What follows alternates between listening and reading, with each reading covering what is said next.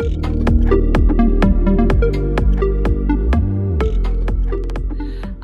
name is Justice Rivera. I use AA, aya, she, they pronouns, and I'm really excited to spend the next 2 hours with you talking about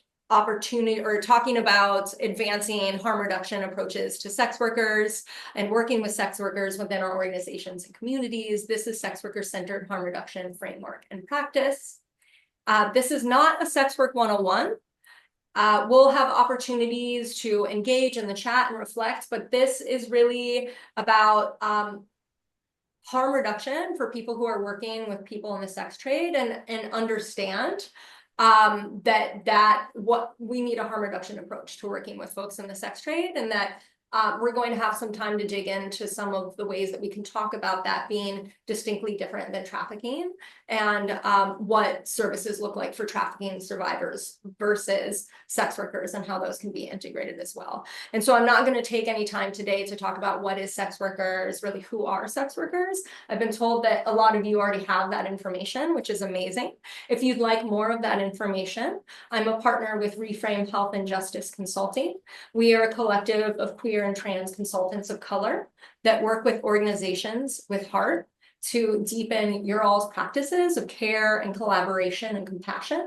We do that through capacity building assistance, policy advocacy, and organizational development.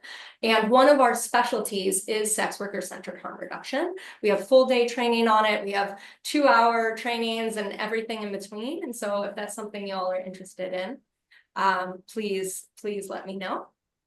I want to, before I go any further, thank you so much to Taylor and Lighthouse Learning Collective for hosting this webinar, for inviting me in. This is one of the topics that I'm most passionate about talking about and providing educational frameworks around. Thank you also to the interpreters and to the Spanish language translators. I've already told you all I speak very quickly, so everyone feel free to slow me down if you need. All right, so this is me. I am based in San Juan, Puerto Rico. And since I am with Mi Familia Queer, I can tell you all my astrology placements, which is that I am all air and water. I am a Aquarius sun, Libra moon, Cancer rising. I also, on top of being very airy, am recovering from my 7th time of COVID. Long COVID sucks, you all, like puñeta, and fucking have a lot of brain fog, etc. today. So thank you all for your patience as, I kind of like navigate those murky waters right now. I am also the collectrix and co-author of a BIPOC-created anthology called Body Autonomy, Decolonizing Sex Work and Drug Use. I'll talk really shortly about which of the articles in Body Autonomy I'm pulling some of this education from. And I am on the leadership committee with the BIPOC Sex Worker Writing Collective.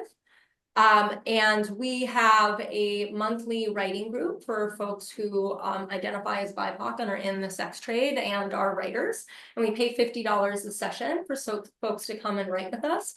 And I am leading the group on Sunday. We're going to be writing about humor in the sex trade.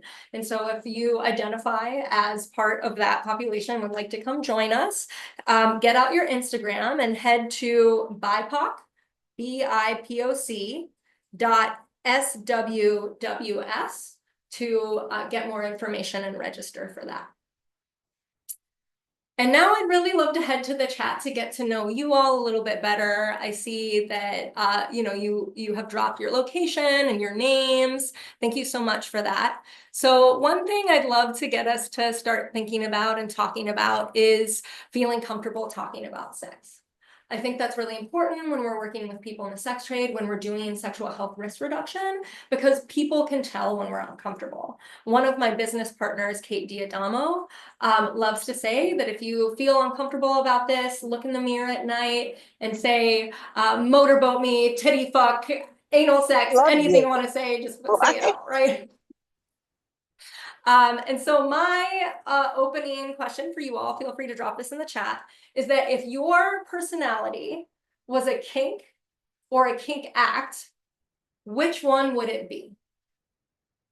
So I'll go ahead and answer. Obviously, I was prepared for this question. I would be electroplay, which also happens to be one of my favorite forms of kink. So I don't know if that's a coincidence or not, but I think that I can be very stimulating. I can be very high energy.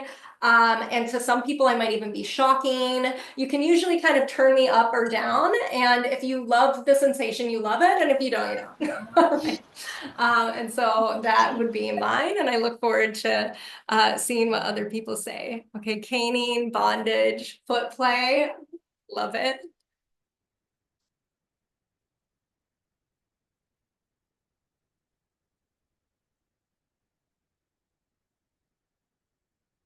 Your play. All right, I love these. Yes, impacts. Whoever just wrote bottle of poppers, I had a long discussion with my business partners yesterday about if poppers are a facilitator or a kink act. So something to think about. I love it. I feel like together we are an amazing dungeon, y'all. Like, I love that that's the energy we're bringing into today. Thank you so, so much. And part of why I like using this icebreaker is because I am in my 30s and all I've ever grown up on and known on a socio-political level is the war on drugs and all of its imprints, all of its copies, including the war on sex workers, which is disguised as a war on trafficking.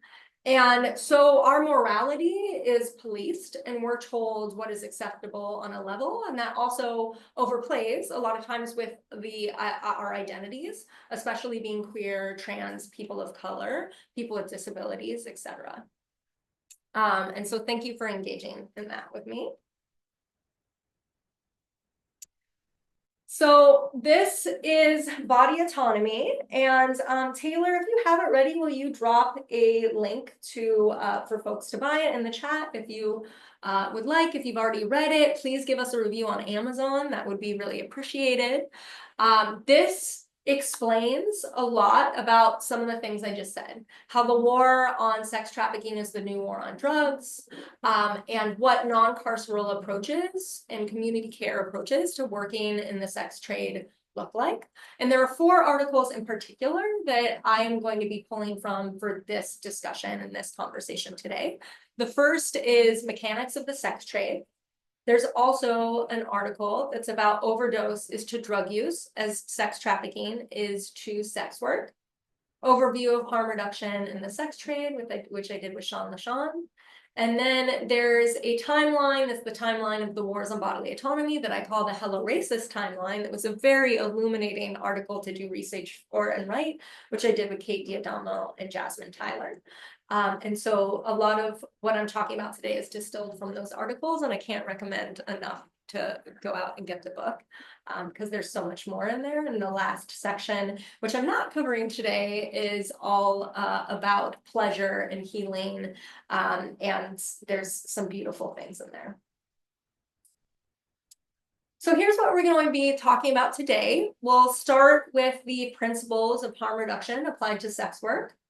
And then we'll look at some core frameworks that are helpful in really understanding what harm reduction with people in the sex trade looks like, and some of the differences between sex work and sex trafficking and how that informs both our services, but also like our interpersonal conversations, right? Because that can be hard and murky to navigate, even if it's like with family, with your hairdresser or whatever that looks like. And so we'll get into some things that then of course inform policy. We'll look at some better practices to use, like better harm reduction practices for folks in the sex trade. And we'll have time for questions and discussions. You'll also see that I like to engage you all in the chat. And so there are a number of times that I'll be asking feedback in the chat along the way. So thank you for participating. Feel free also to ask questions as you go along. Taylor is taking those and compiling them into a parking lot. And if there's something that feels like poignant to answer in that moment, hopefully we'll be able to do that and folks will notify me for that. Otherwise, I'll try to leave some time at the end for discussion. And I'd also like to say that today is really an overview. Like I'm touching on some points.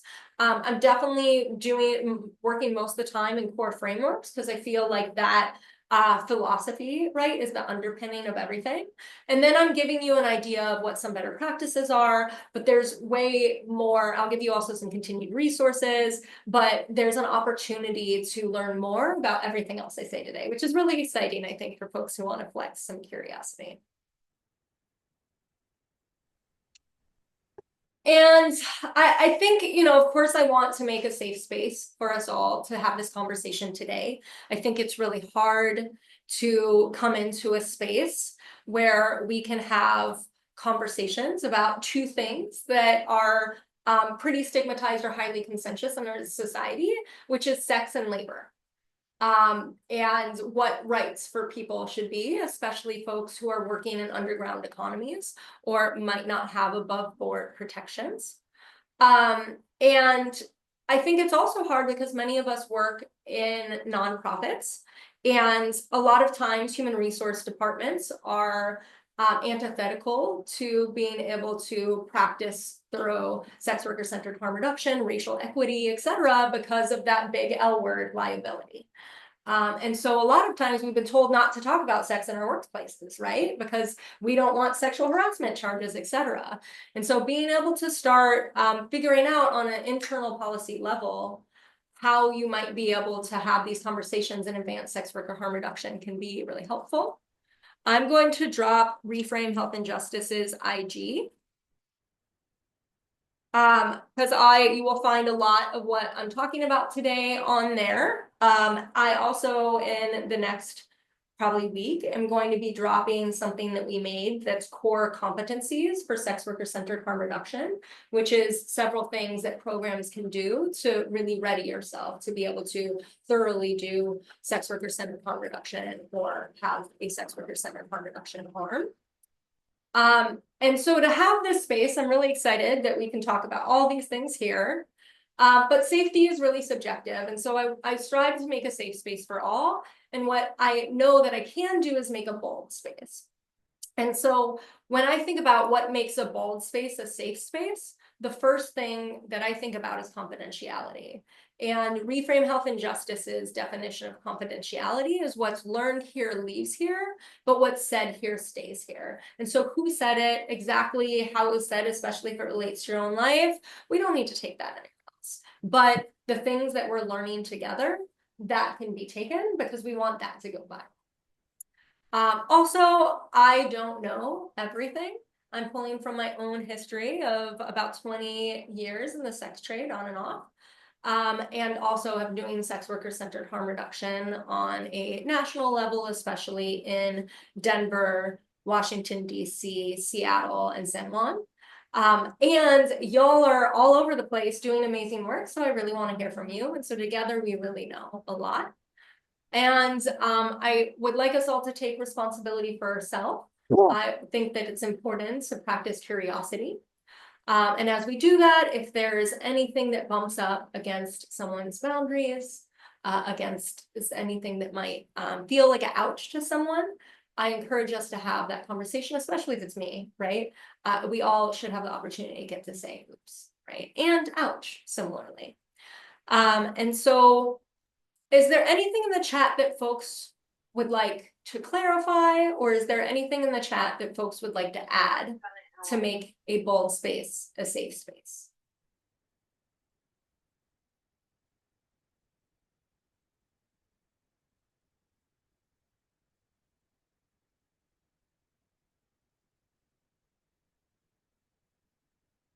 One thing I think that comes up a lot is just being open and being curious, right? Like kind of cultivating that growing edge, as we call it, right?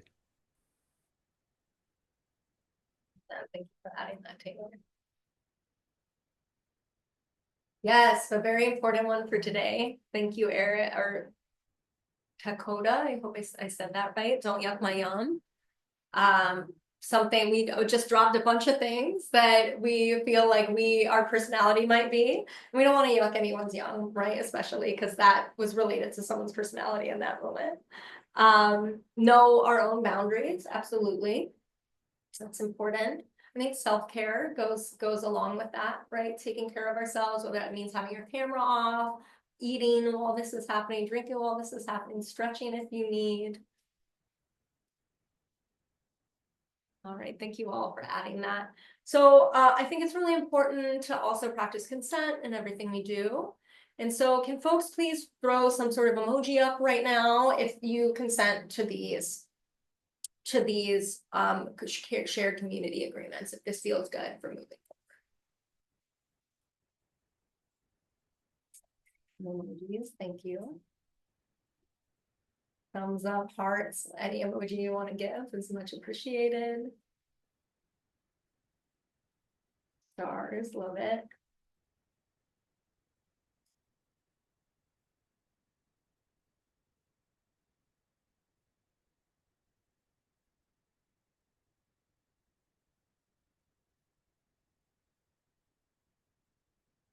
Thank you so much.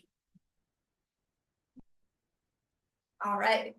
So now let's talk about some of the central frameworks to sex worker-centered harm reduction. So the first is the principles of harm reduction applied to sex work. If you all are not aware of NHRC's principles of harm reduction, I'm hoping that maybe Taylor, sorry I wasn't prepared for this, can grab the link and drop them in the chat. So these take that and build on it to reflect working with people in the sex trade. Many times this can also be people in the sex trade who use drugs. And so the first principle is our neutrality principle. We recognize that some people might be trading sex and feel that that is inherently harmful or degrading, and some people might find it stabilizing or empowering, but that we recognize that we're working across that continuum and we don't feel like it's inherently either of those things. So that's our neutrality principle. And then the second is where we're seeing people as whole people.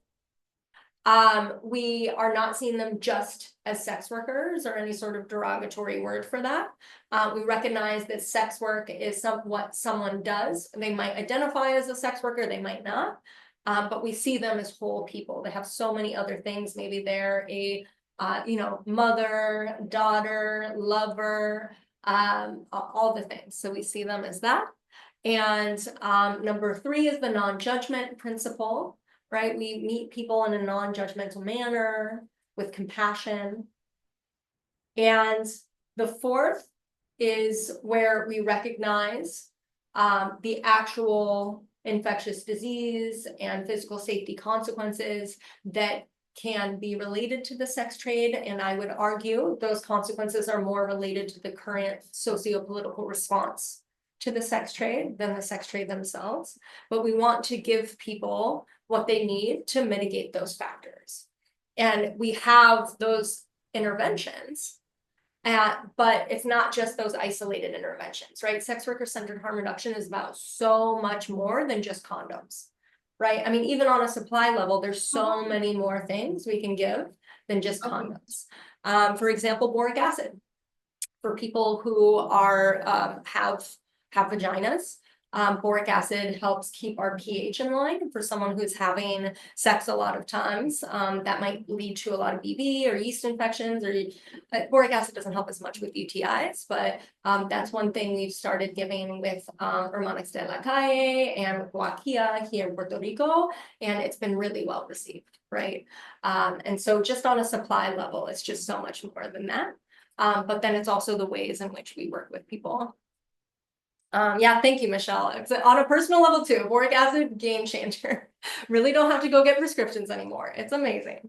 And the 6th principle is about how we recognize the impacts that the criminal justice system and that criminalization has had on the well-being and the safety of people in the sex trade.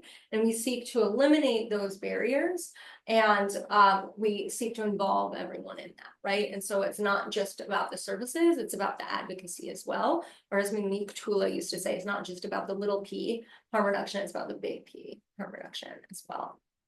And then the 7th principle is that one sex worker is just one sex worker, and that it's important to involve sex workers in everything that happens in your organization that's for sex workers, right? So the nothing about us without us principle, incorporating peers into programs, into outreach, into everything that the program's doing. And so it's really core harm reduction principles applied to people in the sex trade. And now I invite you all to do a reflection exercise with me. I will, in a second, return to the principles and I'll put them up. And I will give you all 3 minutes. And I invite you to grab a sticky note or something you can use as a journal, or, just have some silent reflection with yourself. And look at these principles and see what you feel easily drawn towards or good at. What are you like, that one's not hard for me at all? And which principle feels the most challenging to you, right? And it's okay, there's one for all of us. It's like, well, sometimes in certain situations, this might not be as easy. You don't even have to tell anyone about this. It's just for self-reflection and to understand for yourself. So I'm going to go back up and put that there and start a timer for 3 minutes. Feel free also to drop in the chat if you would like.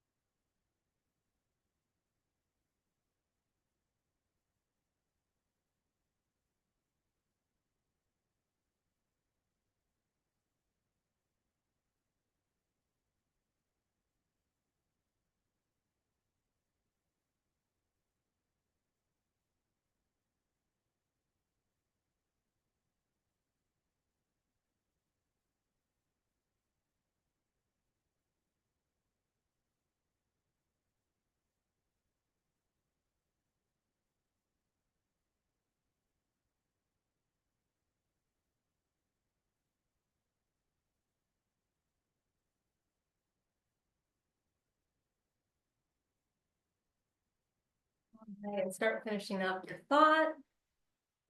I see that folks asked where this can be accessed. It definitely can be accessed in Body Autonomy, Decolonizing Sex Work and Drug Use, in the overview of harm reduction in the sex trade chapter.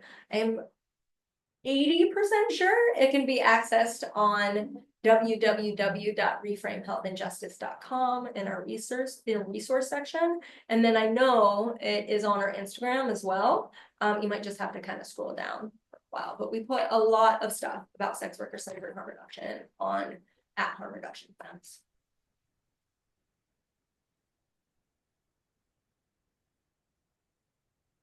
All right. So one of the slides will not be shared. But there is a recording of this.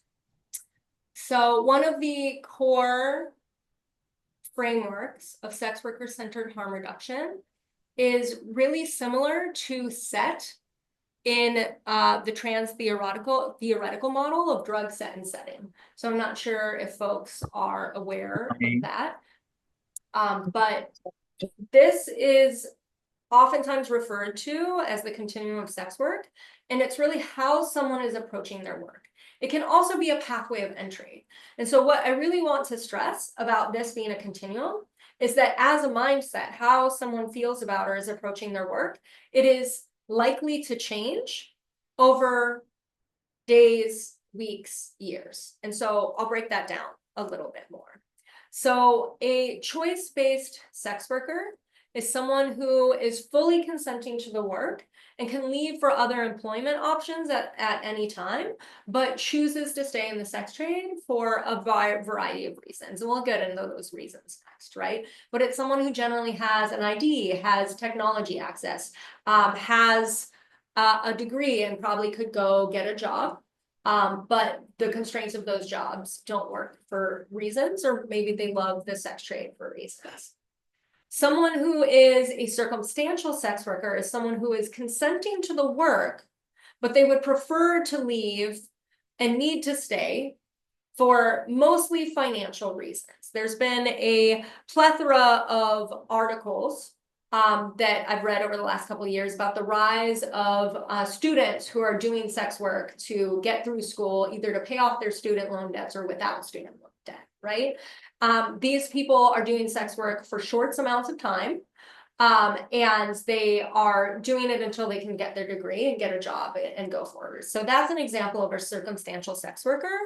And it's important to recognize that most sex workers are circumstantial sex workers. The constraints of society make it so that people who are doing sex work would love to have other options, but this is their best option at the time. Now, someone could start in the sex trade as a circumstantial sex worker to get themselves through school and then decide they really love it and they would like to do their job of choice, but they also would like to still keep doing sex work on the side. So that's an example of someone who has started as a circumstantial sex worker and is in a place of being a choice-based sex worker. It could also go the other way. Someone can, make their website, make their ads, have a robust presence, and have a couple really good years, and then Trump becomes president, and we all go on an economic downturn, and they can't make money in a luxury labor field anymore, and have to go back into the workforce, but really not have the ability to do that yet, and be a circumstantial sex work while they're trying to figure something else out, right? Now, this is different than coercion. So the third C is coercion, which is where someone is not consenting to the work. They're being tricked or forced by another individual, and it might not be in all of the work itself. It could be in a portion of the work. Sometimes this is called sex trafficking, and we're going to talk a little bit later about sex trafficking, but know that coercion in the sex trade is much larger than the very top-down legal definition of what trafficking is. But people cannot be consenting to the work or parts of the work, right? And how this could be something that's circumstantial is that someone can show up to a date and then not be paid, right? And that's exploitation in the sex trade. That's coercion. That person did not consent to that work in the moment, right? But in that instance, that is not trafficking. And an example of how someone might come into the sex trade through trafficking or coercion is that they could have a third party who was not giving them a lot of money, and they're doing sex work, and at some point they're able to get away from that person and decide to do sex work on their own. And so that could be someone who moved from a place of coercion to circumstance. So it's really fluid, and that's one thing that's really important to note. And as direct service providers for folks who are organizers, it's really helpful, right, to understand where someone's at in that moment. And just because they saw you 2 weeks ago and we're in a different place, it's always kind of good to assess how they feel about the work that they're doing, so you can get an understanding, because that ripples out over the ways in which people are practicing safe sex practices, have physical safety practices, all the things that are really important to harm reduction.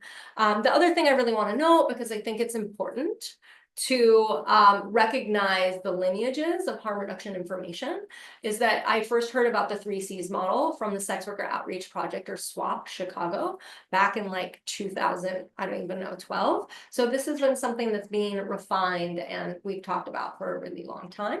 It can also be really helpful when talking with people who think that the Nordic model, which I'm going to talk about here in a bit, or kind of think that, well, society is the one that's exploiting people.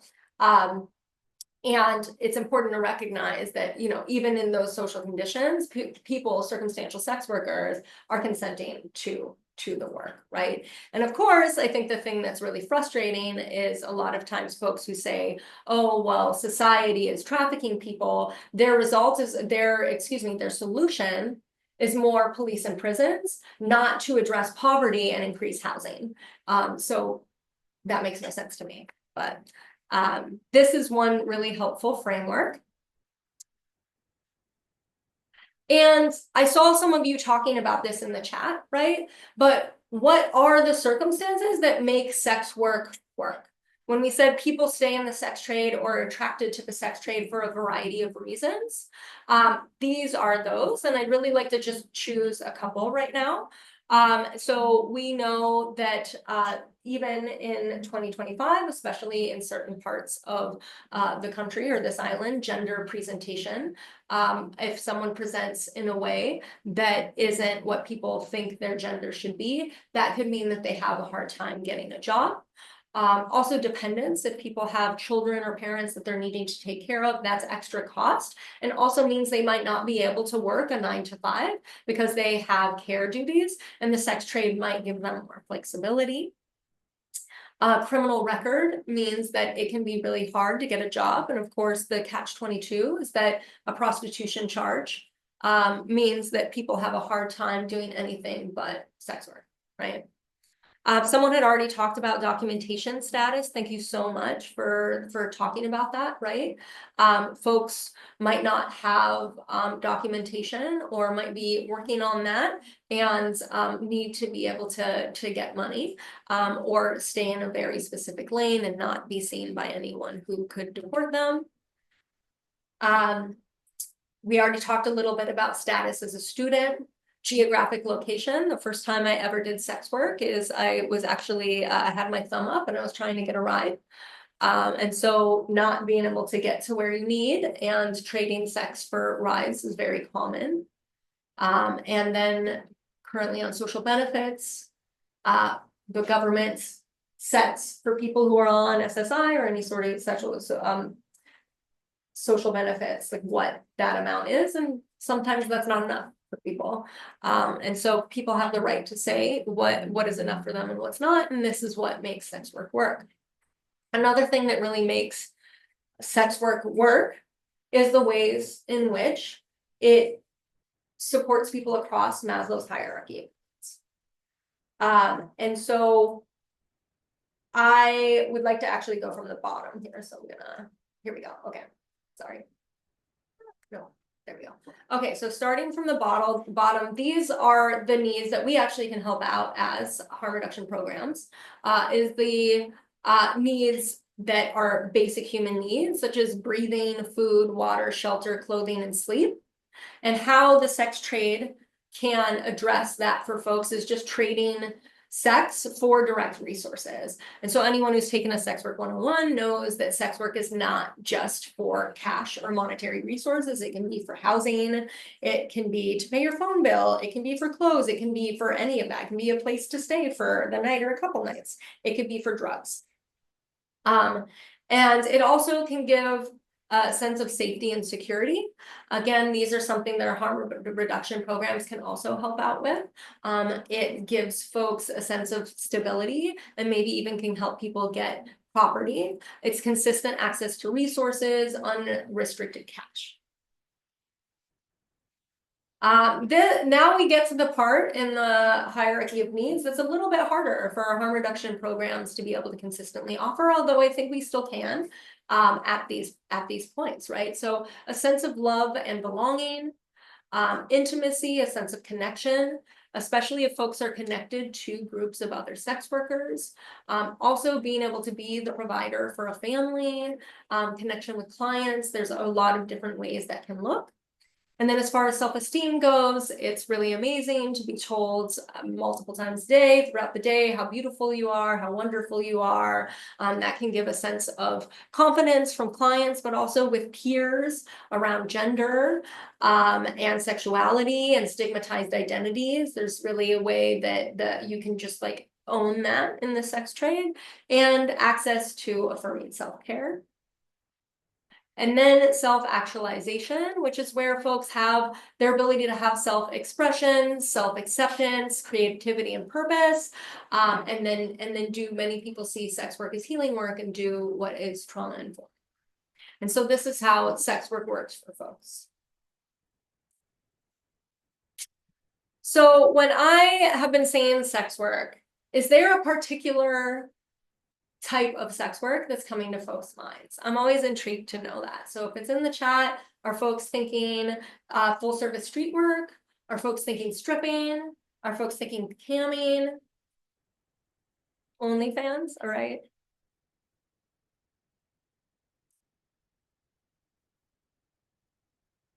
Right, full service sex workers.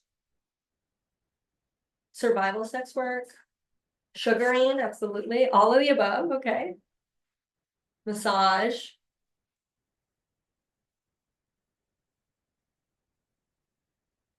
Okay. I'll talk a little bit about sugaring too. So just like if I were to say drug use, right? Our mind goes to whatever is most present in our lives. And it might not be our personal life and how we're using drugs, but it might be who we're serving or what is most present in the media or our community. But it's important to recognize that the sex trade is vast. It's a vast industry. And people are involved in different parts of it. And especially in today's economy, people are oftentimes in overlapping parts of it. And it's important to know about different types of sex work or different types of the parts of the industry, because if someone is experiencing a lot of harm in one type, just like we say, if you are overdosing a lot because you're shooting, maybe let's get you to safer smoking or snorting. Same here, right? This industry is vast, and folks who might find, have all the reasons that I listed above that they're attracted to the trade might want to do some different things in it. And oftentimes people have varied profiles in that. It's important to also recognize that sex work can be independent, it can be collective, or for a third party. And a lot of that is because it also can be criminalized or not criminalized. And when it's criminalized or not criminalized, that starts to impact both the risk and the ease of access. And what we see is that when the ease of access goes down, so does the risk. And when it's easier to access, when one type of sex work is easier to access, the risk is much greater. So I'll talk through this a little bit. So full service can definitely be independent, where someone's working on their own. It can be collective, where people are working together. Sadly, we don't see a lot of collectivized strip clubs, et cetera, anymore. But people all the time are, one person's renting a room and other people are working out of it, et cetera. So that's an example. And then for a third party is, for example, in terms of a legal sex trade, would be a brothel. And then if it is criminalized, especially because when it's criminalized, we're talking about a lot of people who can't access legal markets and are people of color, society has decided that is trafficking. So, but what white men who own strip clubs and brothels, not trafficking. So it's also important to recognize with full service, the majority of full service in this country, outside of 11 counties in Nevada, is criminalized. But to do full service, most people don't need an ID. Like, they can just walk to the street and start working.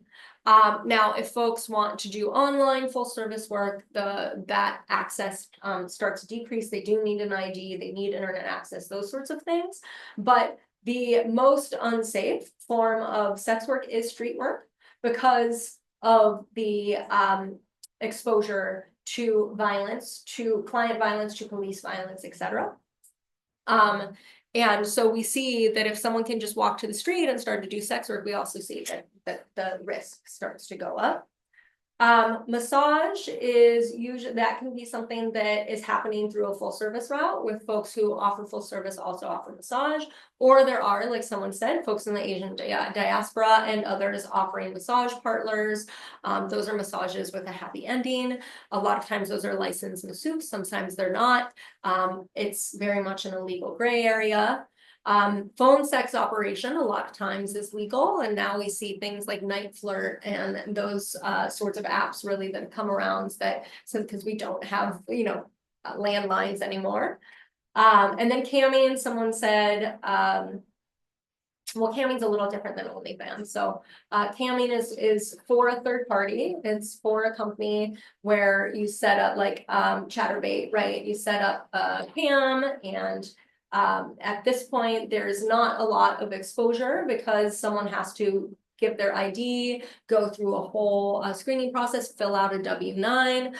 There's not a lot of opportunity for physical harm or for exposure to infectious disease. What there is exposure to psychological trauma or people potentially being kind of really mean or nasty. And so there's more mental risk that comes along with something like that. Dancing and stripping, most people know about. Like I said, there's not a lot. There used to be like the Lusty Lady in Oregon, and some places that have unionized. There's still absolutely the opportunity to do that. Most strip clubs are a very kind of top-down model, where strippers are contract workers. And there can be varying levels of risk in that, but to get started as a stripper, you need your own heels, you need your outfits, you need to be able to work day shifts so you can get to night shifts. Fetish is a pro dom or pro sub. Sometimes those people are offering full service, sometimes they're not, but they're highly trained in kink. And porn is also something that's legal and that needs, people said OnlyFans, you need to have a certain level of access to get that. However, you don't need to go to an official set or get tested, STI tested all the time. And so it's a little bit easier to access for folks. We also have to recognize that when we're talking about risk, we're also talking about the risk of these big platforms. These big platforms shutting you down because you said something that you weren't supposed to, that's in their like 100-page list of things you're not allowed to say, or of the federal government shutting that site down, like what has been happening since Sesta Pasta, and I'll talk a little bit more about some of those laws soon. And then sugaring is an official sugar daddy, sugar baby, sugar mommy relationship, and there are sites that facilitate this. I think many reframe, at least jokes, that sugar babies are the interns of the sex trade. Sometimes I think that sugaring is actually one of the least safe of this forms of sex work, because there's no recourse really for a sugar baby that experiences harm, unless you're like one of the top ones that's in a list with the others. But there's no way of reporting a sugar daddy who has caused harm like there is in full service sex work. We have bad date lists, so we have a lot of things going on. But it's a lot easier to access because it's basically like a dating site that has some financial rewards at the end. And so people are oftentimes doing full service, also have a sugaring account, also have an OnlyFans, or have a fetish profile they're doing on the side, trying to do all of that. Or sometimes people might be experiencing a lot of harm in full service sex work and be interested in starting to strip at some point, but just need some of the startup costs of that. And that's something that harm reduction program can absolutely help with, right? So they can be safer.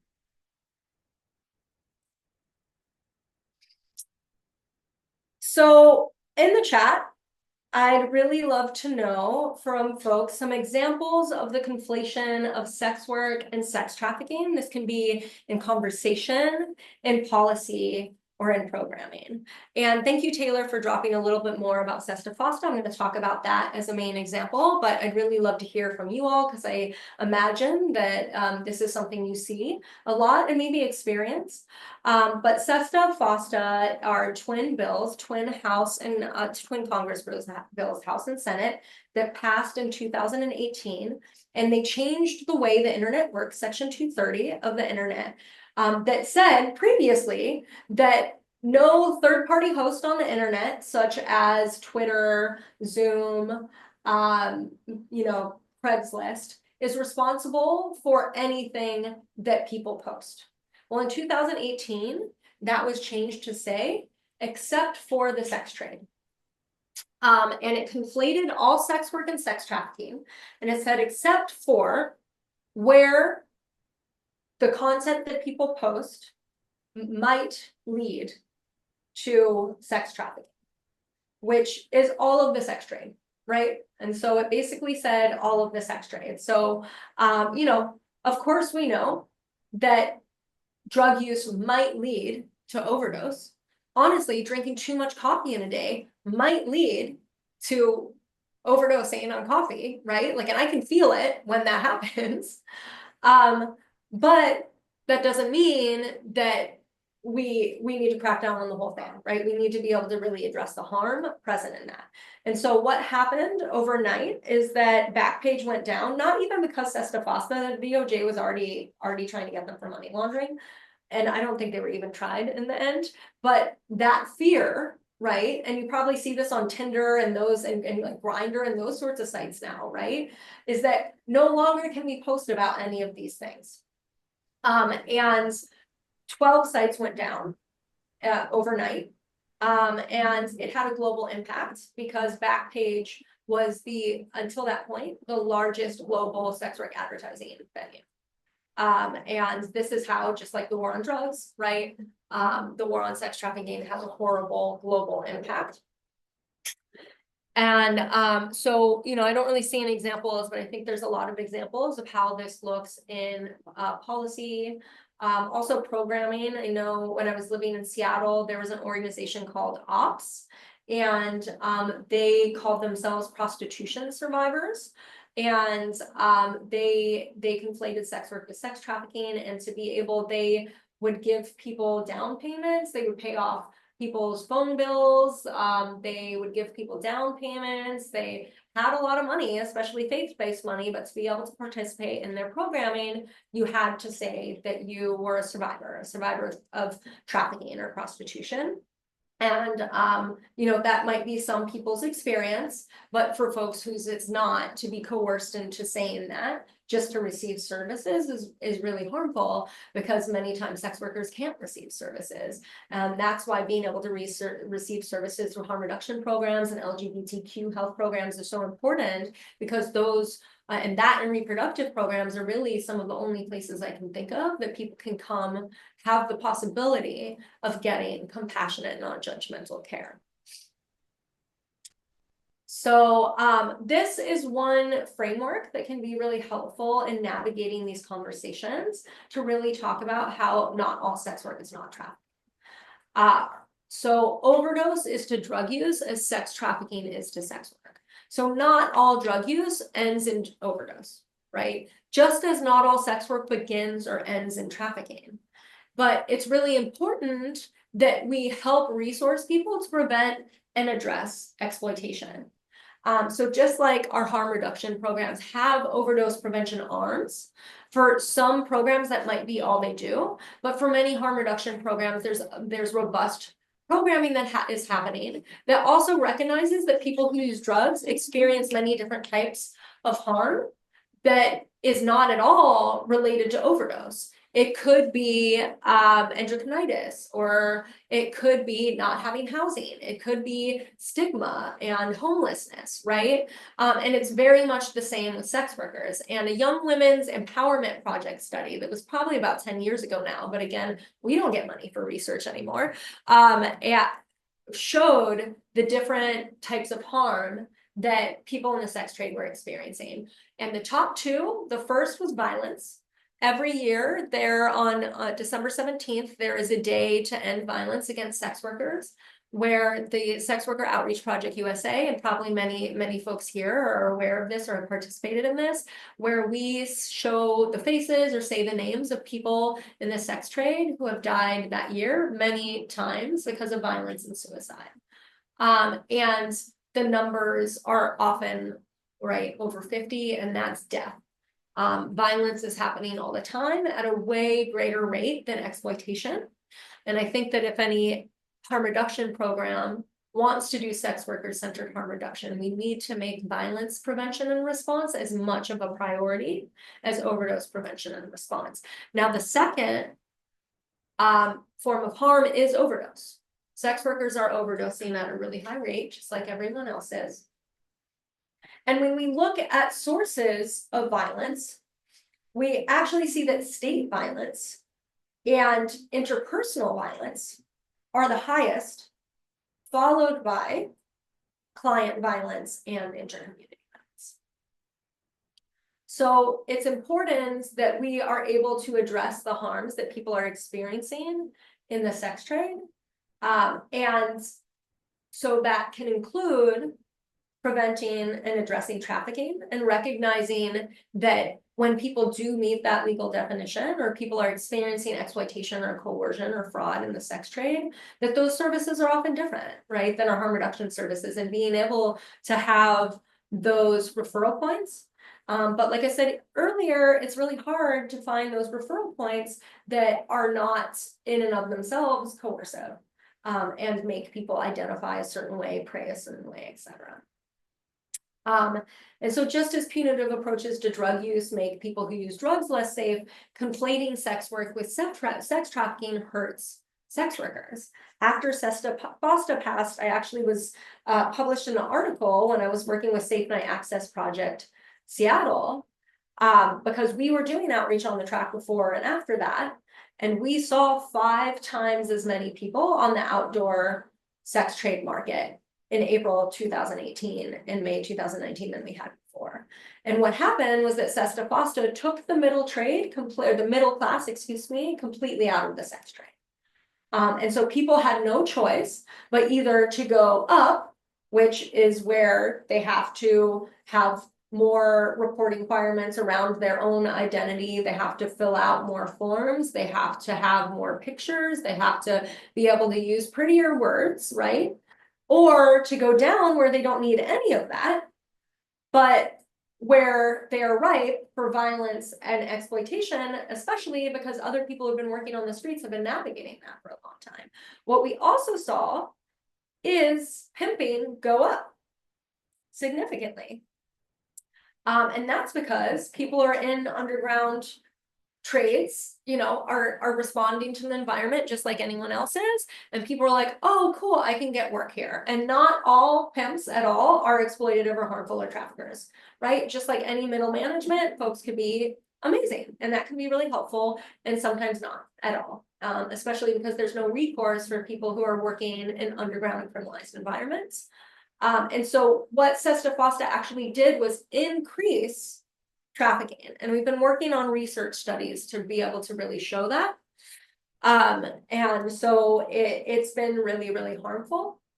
And the other thing is that it made it harder for a lot of your participants, and I'm assuming many people work in like harm reduction programs here, so if that's wrong, please let me know.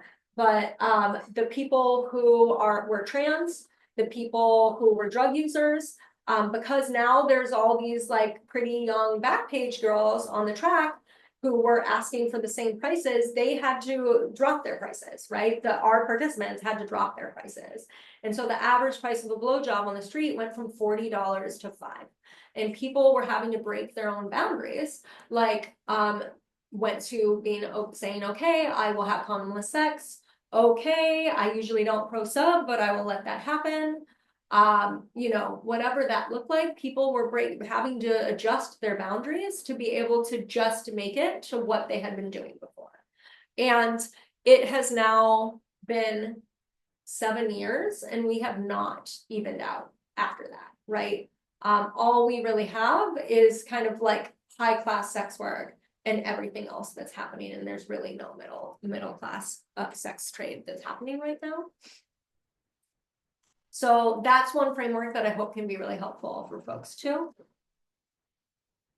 And we've talked a lot about trafficking. I will say that Reframe Health and Justice has modules just on sex trafficking, also just on criminalization, which we'll talk about too. And so if folks are interested in finding out more about the legal definition of trafficking, some of the mechanics of how to explain the differences between trafficking and sex work, please reach out to us either through our Instagram or our website.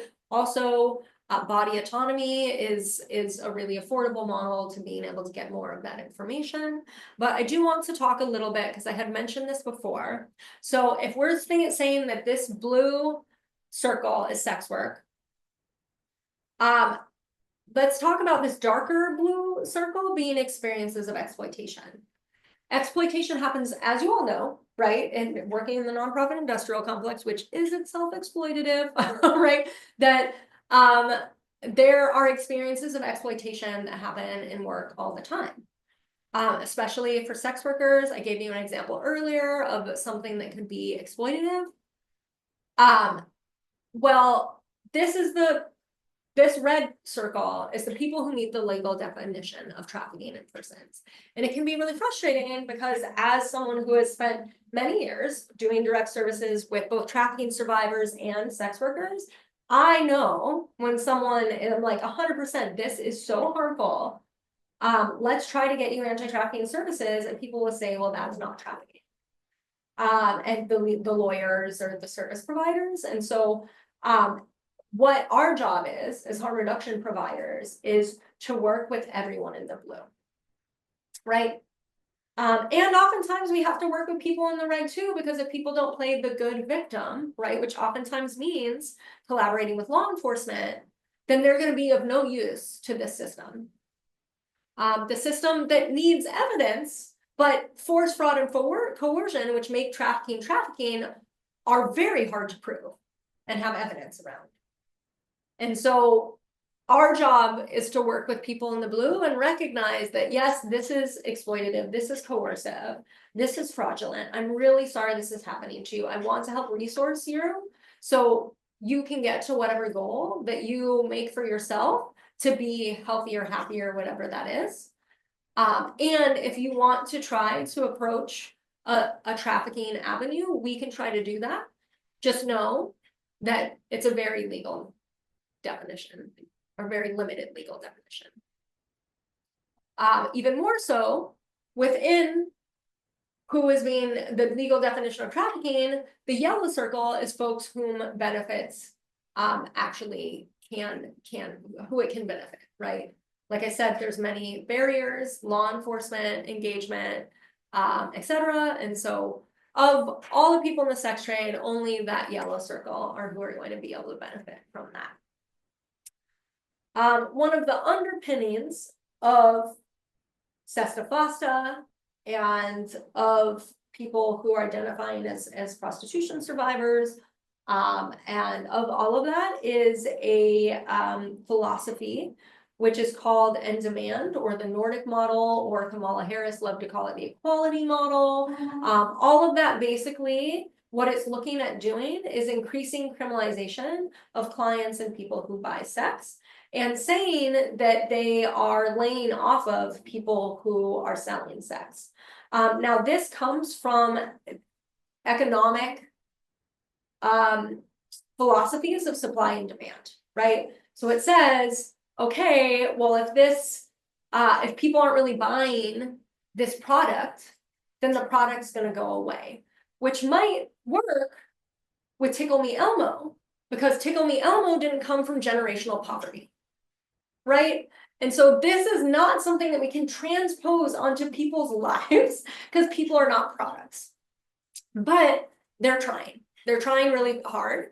And so it believes that if we eliminate the demand for sexual services, then sex trafficking will go away, because they think that the sex trade itself is what creates sex trafficking. Whereas others of us know that what creates sex trafficking is incidences and experiences of poverty. If poverty ceased to exist, sex trafficking would be rare. And that is just compounded with all the other isms and opiates, right? Racism, sexism, cissexism. And those are the things that create trafficking, or horrible laws. Those are the things that create trafficking. Just like the war on drugs. Exactly. It's an imprint. The war on sex trafficking is an imprint of the war on drugs. And actually, the proliferation of charges that we're now seeing for third-party charges for people who supply drugs for someone who overdosed, that was the first time we saw something come from the war on sex trafficking and then go into the war on drugs, right? We had third-party charges in the war on sex trafficking way before the war on drugs. And it's like playing, like war whack-a-mole, Like basically they're just like, this isn't working, this is working, we're gonna overlap all of this. But it's all basically through a lot of the same mechanisms. Now, if we look at end demand, what's important that I really want to bring forward to counter some of the end demand philosophy is that first, people buy sex for many reasons, right? Many people in open relationships buy sex. Many people buy sex because they are not in a place where they can be with the person of the gender they want. And so they buy sex that way. Many people don't want to go through the hustle and grind of dating or like what dating looks like in 2025. So many people have disabilities and it's very hard for them to have the compassion they need, and they just need like attention on them, and that's not fair to ask of a partner all of the time. And so buying sex in and of itself is not bad. Treating people as a customer in any job is horrible. Or treating people badly is horrible, right? Especially in the sex trade. Also, like I said earlier, all this end demand is really just feeding back into law enforcement and not social services. We're not saying let's decriminalize the seller side and criminalize more the buyer side, and let's funnel all of the cost savings into social services. That is not what's happening, right? What's happening is that it's going right back into law enforcement and right back into prosecution. And like I said before, less clients means less money, but access to resources means it remains the same. And so we're seeing people have to do more and more just to make it, which increases exposure to violence, exploitation, and infectious disease. And so this is why end demand just really doesn't work. But it is the underpinning of all of our laws and policies as a society right now. And this is the effects that it's having, right? The war on trafficking has increased sanctions. And there are mandatory minimums for trafficking related charges. So again, third-party charges. If you drive your brother, who's a sex worker, to a date and sit outside to make sure that he doesn't call you because he might need help, and you get caught, you are now getting a pandering charge, which is a third charge that carries a 5-year mandatory. So our harm reduction methods, just like in the war on drugs, right, are being criminalized. We also see the criminalization of public health in many states. You all might want to go look up your state and locality. Possession of more than a certain number of condoms can be paraphernalia in the sex trade. And so New York fought really hard against this for many years and finally won. But many states, I know when I was living in Washington, people were being told that more than 3 condoms was able to be evidence of prostitution. And so our public health methods, all our harm reduction is being criminalized. We also see federal funding bans, just like we saw with the over 40-year-olds ban on syringe access funding that was relaxed. We also have a federal funding ban that's called the Anti-Prostitution Pledge, which is in international AIDS streams as well as trafficking funding streams. It actually is also still in US funding streams, even though in 2014 it was considered to be, found to be unconstitutional. New guidance has not yet been written for it. And so if you work in an organization that also has an international arm, you could probably see in your consulting contracts or any contract you give that there is language around the anti-prostitution pledge there and not being able to buy sex while you are being paid under this contract. And of course, all of these things have a disproportionate effect on marginalized communities. We see the most arrests and incarceration for trafficking related crimes in communities of color. We also see marginalized sex workers getting hit with trafficking charges. I have a friend who is on the board of the Sex Worker Outreach Project USA with me for many years, who is a trans Filipina sex worker, and she had rented a room for herself and her friends to work out of, and they were, giving her a fee of what they were working out of. They were all busted and hit with prostitution charges, and she got a pandering charge, a trafficking related charge for trafficking them out of that room. She was working on getting her nursing license and was just not allowed to continue in that, not allowed to be a nurse because of that. And so we see the disproportionate effects that this has. And this is what the criminalization of sex work looks like. It's hyper localized. And if you all are doing sex worker centered harm reduction, I really recommend knowing what your local laws are, because those are going to be different from place to place. And on a law level, this can look like prostitution and loitering charges. There also can be prostitution-free zones. So just like a stay out of areas of drug use zones, which some of you might be familiar with, there are also stay out of areas of prostitution zones, soap and soda orders, which I think that a lot of places are like now reinstituting after having off the books for years, which is just scary. Pimping and pandering and promoting are these third-party charges. We also see patronizing, which in many places is being renamed, which can have really horrible effects on folks who have it, because it's different to have a patronizing a prostitute charge versus a sexual exploitation charge, which is what they've been changed to in some places, and then trafficking charges. Thank you also, Taylor, for talking about walking while trans. There have been trans sex workers who have been given prostitution charges just for simply walking down a street while they're trans. I think Monica Jones is pretty famous for being profiled that way and fighting it, taking it all the way to the US Supreme Court. We also see policing looking like asset forfeiture. This has been really hard to hear over the years, where sex workers are relieved. And honestly, I mean, I would too, if I got detained and all of my money was taken and I was even sexually harassed and even maybe traded sex for my release, but at least I wasn't arrested. I think the hard part is when people say that they traded sex and were still arrested anyway. We see the confiscation of condoms, which I talked about. Police harassment and sexual harassment is rampant. Reframe Health and Justice did a research project with sex workers who use drugs in Seattle in 2018. And more than half of our sample had experienced police harassment and sexual harassment, like about 60%. Also supervision, right? After folks are kind of post release, we're seeing court fees and fines. We see deportation.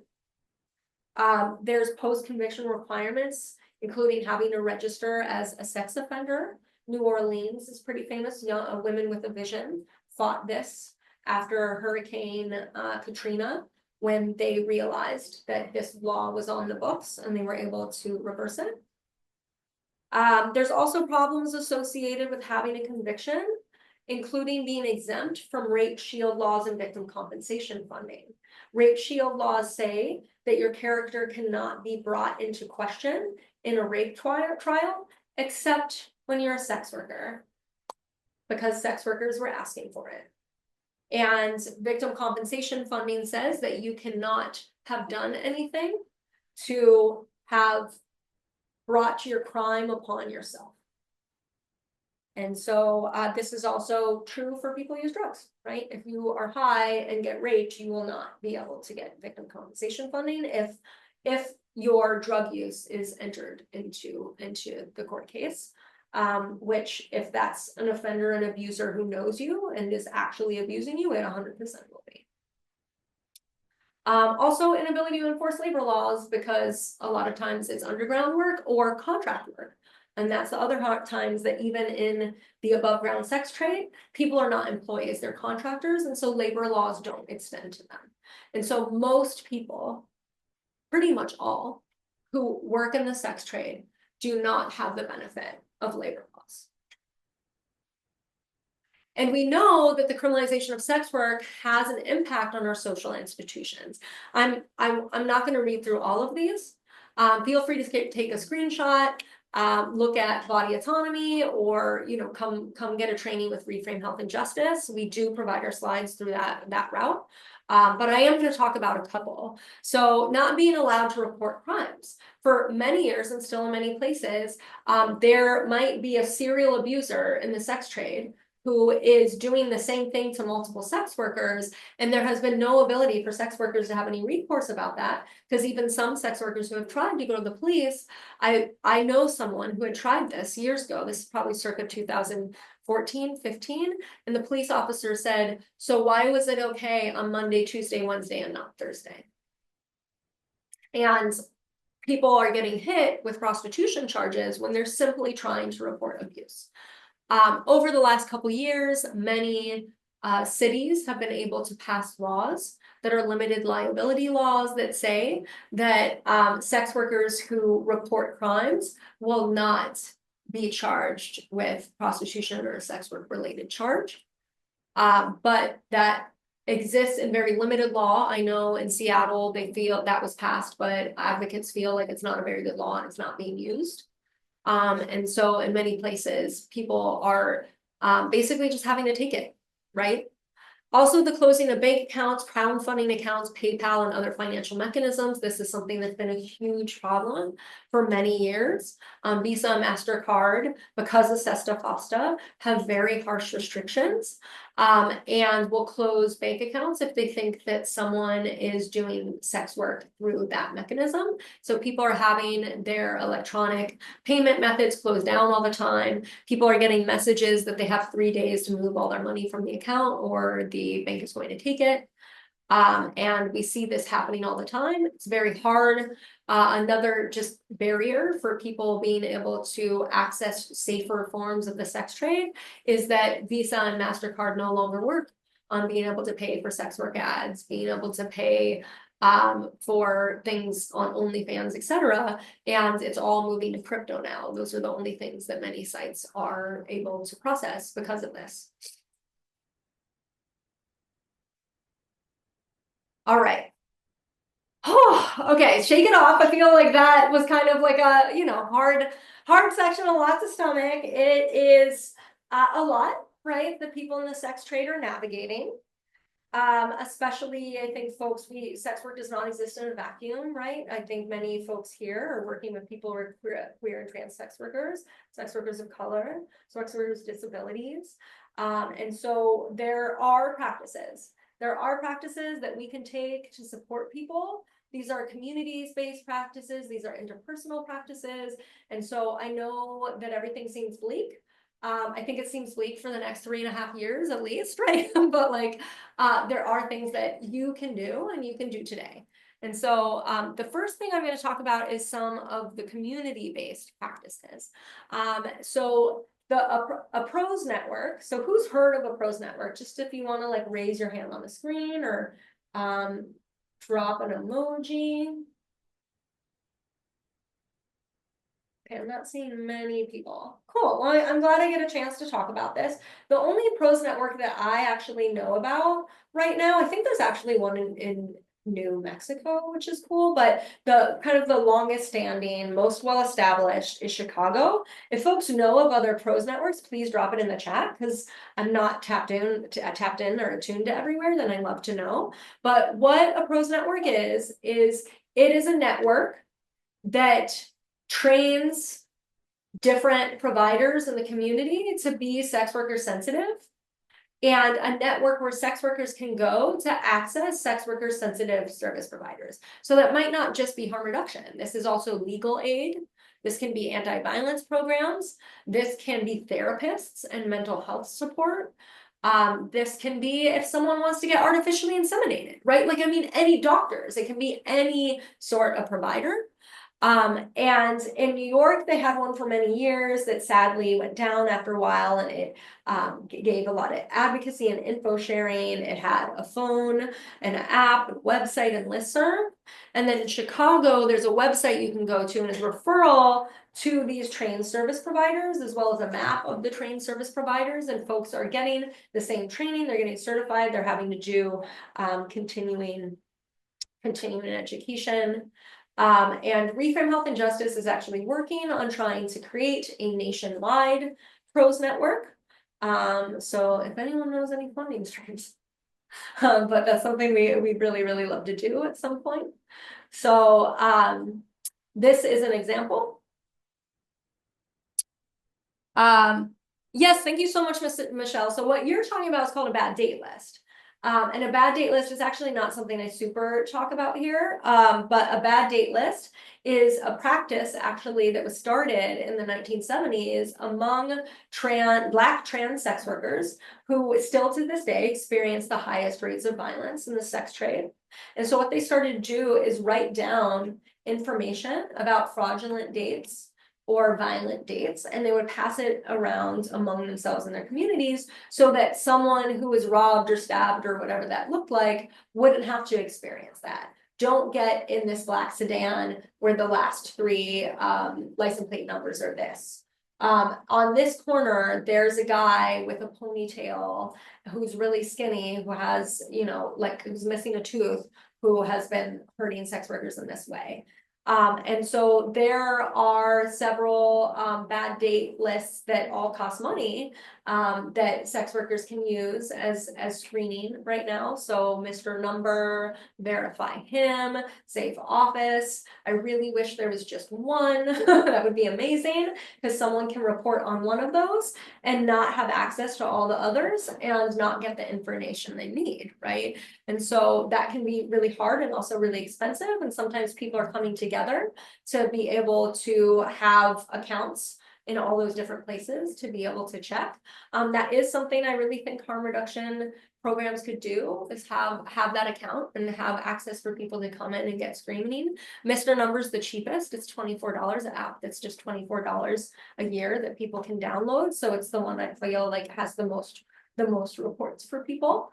This can also happen still on a street-based level and does in many cities, right? And it's something that's actually just a very low barrier and like low cost way that you can utilize peers and bring them on staff, give them payment or give them stipends to be able to start this and start the circulation of this. So thank you for bringing up bad date lists as well.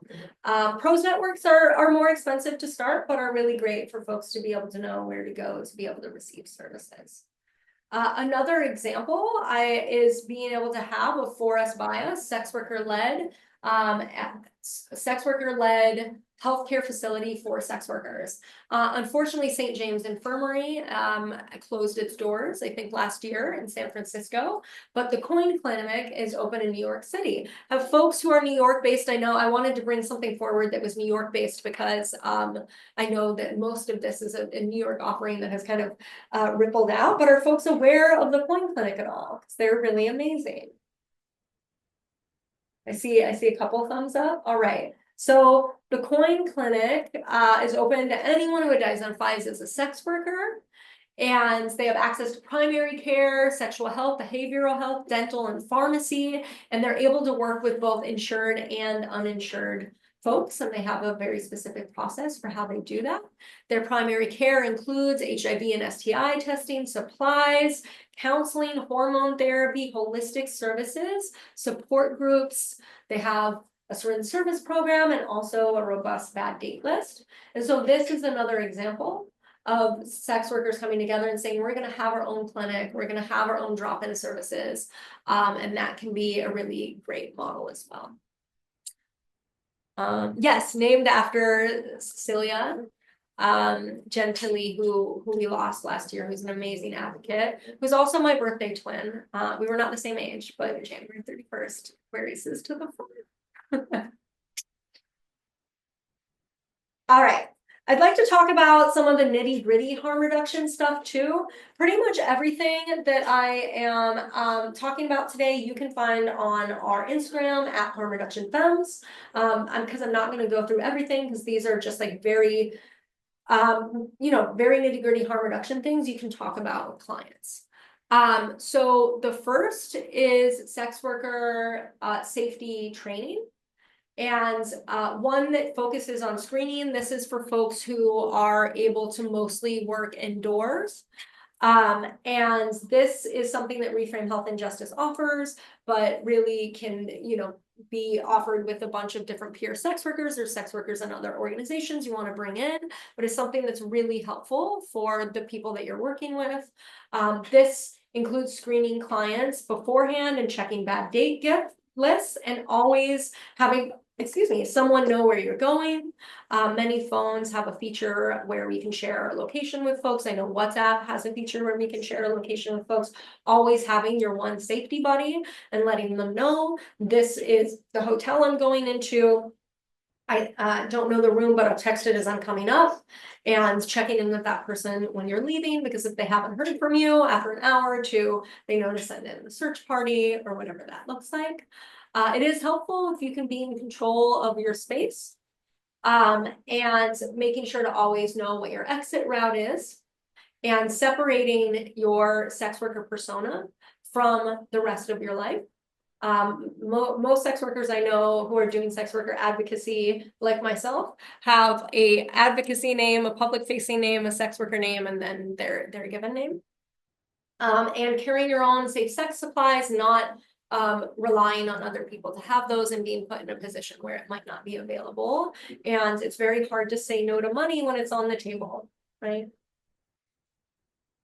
What this looks like for folks who are working in public spaces is having a menu and prices ready, and doing some boundary work around sticking to that. Still checking bad date lists, and having a friend nearby, because you can't just say exactly this is where I'm going, but a friend who can see what car you got into, etc.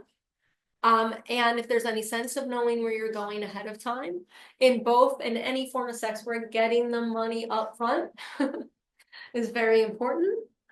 And then thinking through all the things, if something were to happen, if you were going to be robbed or hurt. Trying not to carry as much money on you, trying to know where to stash things, wearing something that you can run away in.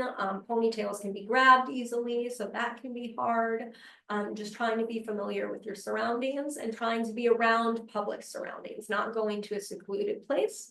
Also, insertion of an internal condoms ahead of time can be really helpful. In fact, insertive condoms or receptive condoms are really, really helpful for folks in the sex trade, to decrease some of the awkwardness of condom negotiation, because a lot of times if you're sitting on someone, they are less likely to complain. Roni, I see a question about what digital transaction. I don't know what that's in relation to though.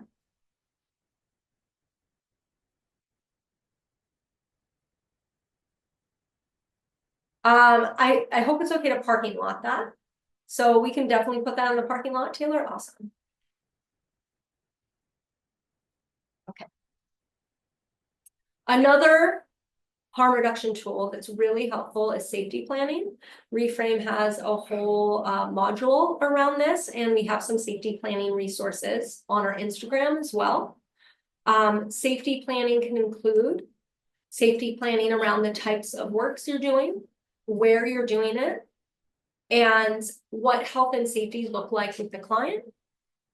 It's also important to have a safety plan in case of arrest, and to think through what self-care looks like.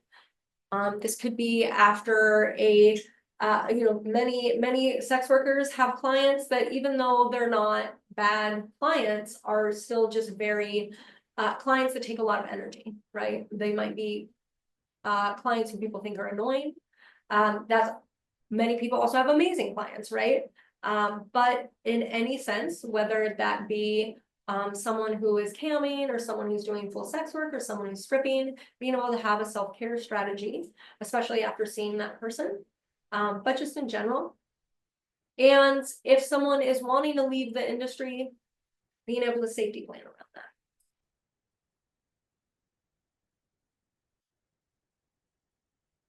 These are some really kind of nitty-gritty harm reduction tips for staying safe while working. As you can see, most of this is geared towards kind of in-person, full service sex work. I know that that's probably most of what harm reduction programs are seeing. There can be some harm reduction around like OnlyFans and those sorts of things as well. This is pretty much geared towards that. You can find this on our Instagram. I just want to talk about a couple of the ones that I hadn't talked about yet. One big one, I think, to really be able to help people think through is if a client is trying to negotiate price or condom use, that is probably a pushy client. And so people show themselves, usually in the beginning, and being able to support someone in thinking through how they work with pushy clients can be really helpful. Also connection with the local or national sex worker health and rights organization. These are some, oops. No. Okay, these are some tips for staying healthy while working. Trying to always use condoms is really important. Some people might pay significantly more for not wearing a condom. And if that's in someone's practice, how can we connect them to PrEP? How can we connect them to DoxyPEP? How can we connect them to all the things they might need in case of that? Also, if someone is seeing multiple clients in a day, brushing their teeth between clients can create microabrasions, which actually increase the risk of infection, of STI infection and just generalized infection. And so being able to use mouthwash or gum between dates is favorable. Making sure that when we're giving out flavored lube, that folks know that it can cause yeast infections if used vaginally or anally. Same with nylon underwear. And then, of course, making sure that folks have strategies around emotional health and develop healthcare strategies. Okay, so I think we're still in the first ever Chemsex Awareness Week. Is that true, right? Yeah. Yes. Yeah, and head to, if you haven't already, head to Lighthouse's Instagram for amazing posts and information. Thank you, Taylor, so much for putting that out. We've been reposting that. I really love talking about chemsex. I think it's important to recognize that chemsex originated from communities where sex was so taboo that using drugs to facilitate pleasure was very important, like gay male communities. It absolutely also applies to sex work. I run a whole chemsex for sex workers training if folks are interested in that. And generally, kind of a broad definition of chemsex is the consumption of drugs to facilitate sexual activity. There's a lot of harm reduction we can be doing with sex workers who use drugs. And safety planning for sex work and drug use can look like how to hide it from clients, or how to talk about it with clients. If a client's using with you, what that looks like. How to safety plan around if you or the client overdoses or gets hurt.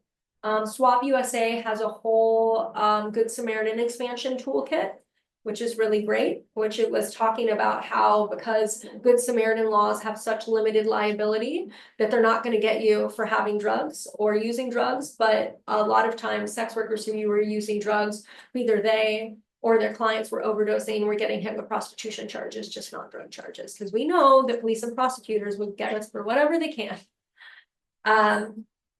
And being in control of what goes in your system. Of course, we know for survival sex workers, this is not possible. Many people are trading sex for drugs. If someone is in a position to have their own drugs, that is preferable. If not, bring all your fentanyl test strips, all your xylazine test strips, everything that you can. And the big one, which I think can be very hard, but the big one I think for me, at least in my life, has been not trying anything new when I'm with a client, because I don't know what my reaction is going to be. And so it's important to talk about all these with folks and let them choose which they think is most accessible for them, what they really want to talk about. But this is an example of what safety planning around sex work and drug use can look like. Here's some resources. So the Coin Clinic, I realize I should probably click on all of these and be able to drop them in the chat for you. So, but I can do that. I can do that during Q&A. So the Coin Clinic I talked about. Thank you, Taylor. Also, HIPS is a really awesome example of a harm reduction program that serves sex workers in DC. I'm honored to have been a former volunteer when I worked there, and they're really amazing because they train, they have a 40-hour volunteer training, and their volunteers are who run their night programming, and during the day they do mostly drug use or harm reduction programming, and during the night They do mostly sex worker-centered harm reduction programming. They have also a really amazing collaboration with Whitman Walker Clinic for HIV treatment. So they do HIV prevention and testing and then linkage to care. Also, the Sex Worker Outreach Project, or SWAP USA. I think there's over 35 chapters nationally now. And so folks, if you're interested in knowing one in your area, head to their website. They have a map. My organization, Reframe Health and Justice, offers all sorts of training and program development and technical assistance around sex worker-centered harm reduction and healing-centered harm reduction and so much more. And if you are interested in the data, if you're interested to know about things like the origin of and demand in the Noric model and what things look like elsewhere and what's informed where we're at today, I really recommend the Global Network of Sex Worker Projects. And they also have a really interesting map. And so also if you're interested in meeting with the Sex Worker Project when you go to Brazil, right? Like, so that our friend over here might be able to find her lost love. And then, you know, there's the opportunity of finding that there. So those are some resources. All right, I think cool. I ended right around the time I wanted to. I know we have some parking lot questions. I'd love to take any questions that folks have, an opportunity to talk about this. And then if we have time, I have some questions for discussion too. First of all, I just want to say, Justice, thank you so much. Everybody give it up for Justice. Throw out your favorite emoji, covering so much just wonderfully important information, so timely and such a very accessible way in such a short amount of time is so appreciated. So I just want to thank you. Going back to our parking lot, there was a question. I forget who exactly this was. They had a question about digital transactions. So I don't know if this was about, you know, how to help the folks you're working with just navigate online platforms. I'm not sure. So if that was you who asked it, please feel free to clarify that. I can talk generally. So there are some amazing folks who are doing like online digital security harm reduction for folks who are working online, who are doing more like DIY porn and camming and those sorts of things. That's my specialty, is really working with like street-based and survival sex workers. But SX Noir is an awesome example of someone who is New York based, who is doing amazing work in that regard. Survivors Against SESTA unfortunately just shuttered, but I do believe their Instagram's around and all of their partners are still working on that. And then one of my business partners, Kate D'Andamo, does know that's like more of her specialty than mine, but there are absolutely people out there who are doing that work. And I think it's really important in this digital age to be able to, you know, guard yourself. I think especially folks who are signing up online for these platforms, there's a lot of phishing attempts that's happening that maybe your clients have gotten caught under, right? Like people who are pretending to be clients who just say, you know, click here and they get all your personal information. And I think that's really scary. Also how to safeguard yourself so that your accounts aren't getting shut down, because that's really scary. And so, yeah, please follow. Thank you so much for dropping that to, you know, follow SX Noir, and, you know, kind of follow all the people that SX is in network with. Cinnamon Love is also New York based, who is a porn performer and advocate. She runs BIPOC Collective, which is a collective of BIPOC porn performers. And she puts out amazing stuff as well. She also wrote the afterwords to Body Autonomy. Love Cinnamon so much. So please, love your needy cat. So yeah, please follow Cinnamon as well. She's amazing. There was one other question. People were just asking generally how to keep in touch with you. I did drop your website in there, but if there's a better way that people can contact you or, you know, hire you for services or whatever, you know, feel free to let them know.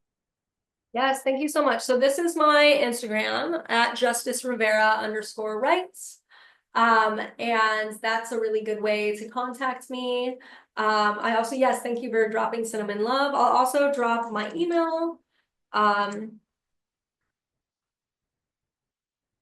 So I'm available, for follow-up questions, or if you'd like to think about, training for your group. Or I also know, sometimes I get people reaching out to me who are starting collectives of sex workers, and like all of that. I will also say that another one of Reframe Health and Justice's specialties is community care and healing-centered harm reduction. And so we support folks in being able to develop, the skills and the resilience to navigate conflict. And I know that that can be really present because our movements are petty, y'all. Like, we're in trans and sex worker movements, we're petty.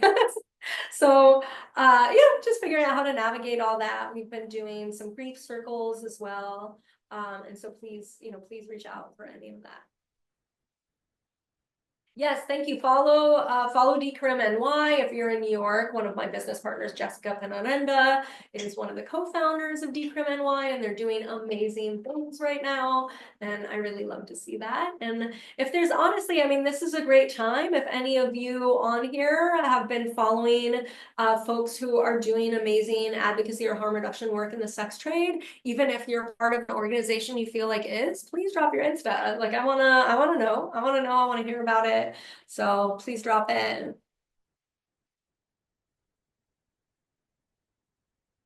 Awesome, Michelle. Thank you. I'm excited about that. Do we have any other questions? I didn't flag anything else. Any other questions? I believe we answered in the chat. But please let us know if there's something else that's on your mind, or if you're still maybe processing and now you know where to reach out to Justice, which is nice. If not, I do have a kind of a closing engagement question. So I'm not letting you go yet. That's perfectly okay. I have a couple like housekeeping things at the very end, but Justice, if you want to go into that closing activity. Yeah, I would just love to know. I think it's awesome to think about what we've learned that we might be able to put into practice right away, and what might take some planning that might feel appropriate for ourselves and our environment. And so I'd really love to know if folks want to drop in the chat, either or both. If there's something that you're like, cool, I learned that I can put into practice right away, that I need to be handing out more mouthwash and telling people that they should be using that and gum between dates, like, cool. Or if it's something that takes a little bit more planning, where you're like, I learned about a bad date list, I'm going to get with some other organizations in town and we're going to start doing something like that. I'd really love to know what's resonating and like integrating with y'all.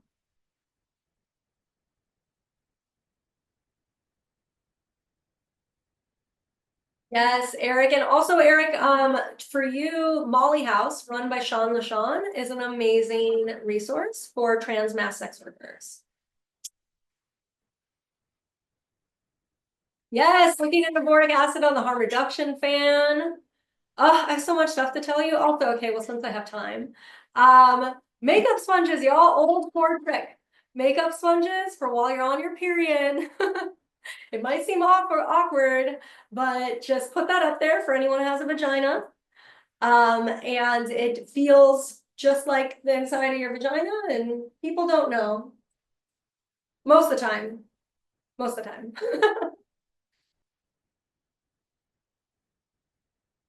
Love it.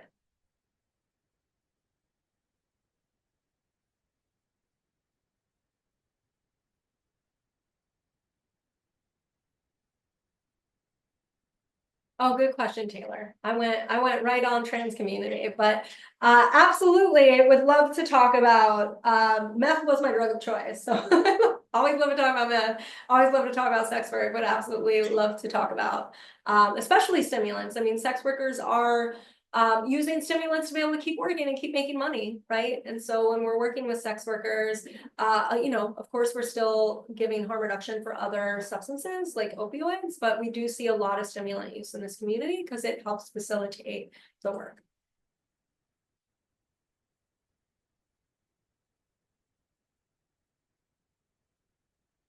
Thank you, Taylor, for that article.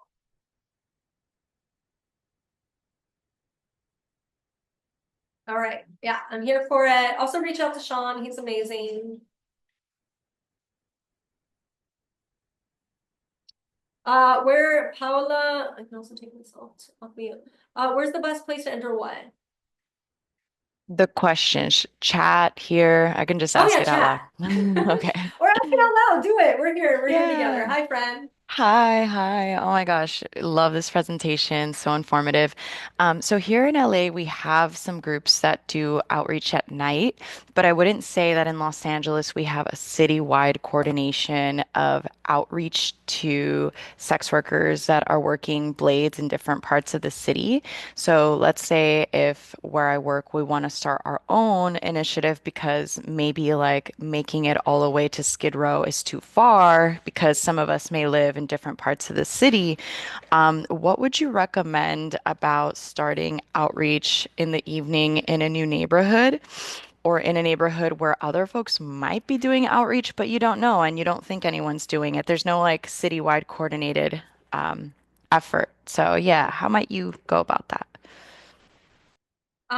Yeah, I love that question. I think going out, with supplies, and just, kind of asking, I think it's hard. You don't want to profile people as sex workers, going to the Blade and asking if people want condoms, asking if people want a snack. And then you have an opportunity to engage with people. And you can see, oh, has there anyone else like me who's come out ever? And you also know if people have trauma around it. Like when we started doing that at Safe Night Access Seattle, they were like, well, we know you're not the people with the red vest. And we were like, what the fuck? And then we found out that the people with the red vest were rest, which means real escape from the sex trade. And they, were coming and kind of trying to save people, and people had different people on the track had different relationships with them, right? Some people were like, we stay away from them. Oh, okay, you're not them, but like took a while to get trust. And some people were like, all y'all are great. You're giving me condoms and a snack, and I don't need to even talk with you that much, right? And so really, if you have opportunity to talk with people, they tell you what's up, and you can get a sense of what's needed for them too, right? Like you come out with your couple things to start, and they might be saying this is what we're experiencing, or actually if you go down that way more, that would be really helpful, or if you come out later, that would be really helpful. And so I always recommend, trying to start with intentionality, and then like letting the streets guide you from there. Okay. Thanks, friend. Appreciate you.